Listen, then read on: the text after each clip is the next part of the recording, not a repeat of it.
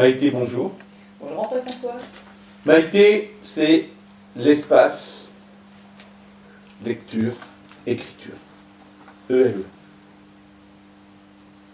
Aux amarres. C'est quoi l'espace lecture, écriture, Maïté? Est-ce que tu peux nous dire quelques mots? Quelques mots, ce sera un petit peu difficile parce que c'est quand même un projet assez global. C'est un projet qui a été initié par la politique de la ville, qui est porté par le Centre social des Amarres, avec des partenaires très proches qui sont dans le comité de pilotage, donc la Ligue de l'enseignement FOL 29 et le réseau des bibliothèques de la ville de Brest. Voilà.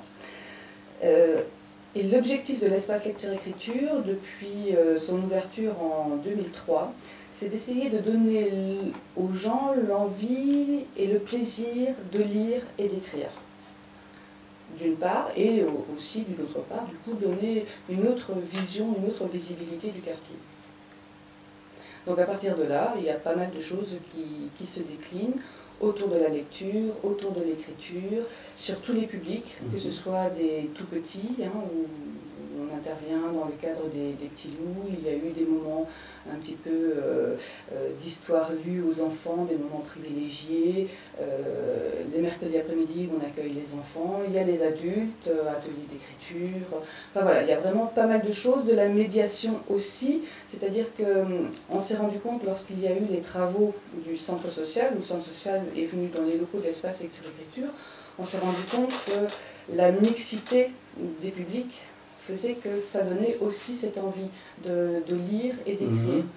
Venir dans un lieu pour tout à fait autre chose et finalement attendre, voir qu'il y a des livres, des petits prospectus, ça peut donner aussi l'envie d'aller voir, d'aller piocher, d'aller regarder et de se rendre compte que la lecture, c'est pas que les grands romans, c'est aussi des livres de cuisine, c'est aussi des modes d'emploi, c'est pas mal de choses, et que finalement, quand les gens se disent « moi je n'aime pas lire » ou « je ne sais pas lire », ils se rendent compte que si, ils savent lire, puisqu'ils le font tous les jours avec pas mal de choses. Donc c'est pour ça qu'on accueille aussi d'autres formes comme des arts plastiques, ou alors de l'échange de savoir avec du tricot. Dans ce lieu de lire, ça permet la désacralisation de la lecture. Et en même temps, ils sont aussi sur l'acte de lecture, puisqu'il faut bien pouvoir décrypter les modèles. Et dans le cas du tricot, par exemple, il n'y a pas de lecture faite pendant que ces dames ou ces messieurs, s'il y en a, tricotent. Si. Voilà. La lecture des modèles.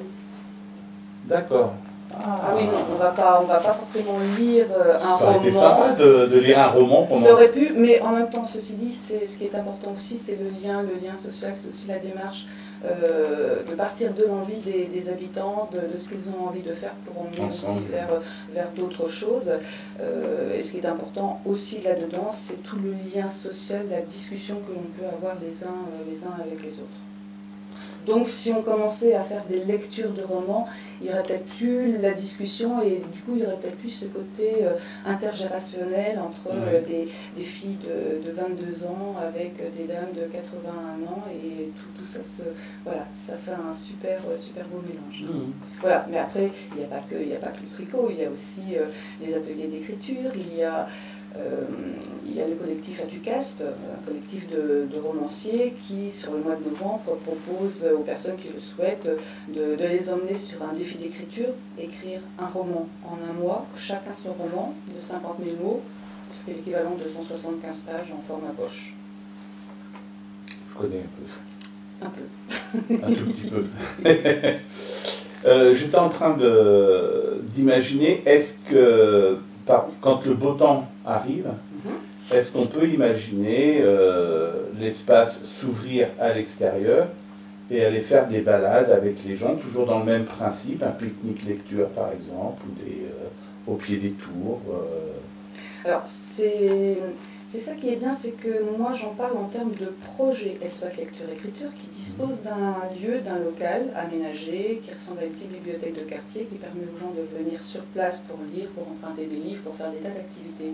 mais c'est un projet. Ça veut dire que l'on part des envies des gens, que l'on part aussi des constats que nous faisons, et ça veut dire aussi qu'on peut sortir de ces murs pour pouvoir aller vers autre chose. D'ailleurs, on avait initié avec ATD Carmonde une bibliothèque de rue où on allait au sein du quartier, au milieu du quartier, on est allé faire des lectures dans le jardin, dans les halls des immeubles, et effectivement on sort de nos murs. Demain par exemple, on est en partenariat avec la Maison du Théâtre où on va visiter les coulisses de la Maison du Théâtre. On y fait aussi un atelier d'écriture, donc là c'est la porte de l'espace lecture écriture, et on finit par aller voir un spectacle tous ensemble. Ça c'est à partir des petits mots d'amour qui avaient été déposés, voilà, c'est génial comme truc.